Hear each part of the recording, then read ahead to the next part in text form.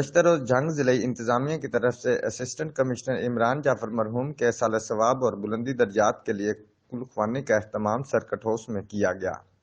جس میں deputy commissioner شاہد عباس جویہ، district police officer حسن اسد علوی سمیت سیاسی و سماجی شخصیات، مرحوم کے عزیز رشتہ داروں اور مختلف شعبۂ زندگی سے تعلق رکھنے والے سرکاری ملازمین، انجمن تاجران اتحاد گروپ کے عہدیداروں، شہریوں کی کثیر تعداد اور صحافیوں نے بھی شرکت کی۔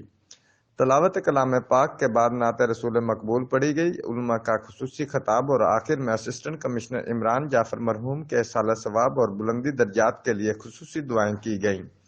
اور پسماندگان کے لیے صبر جمیل کی دعا کی گئی۔ رپورٹ رانا شہباز عزیز، جیو ایکسپریس نیوز، جھنگ۔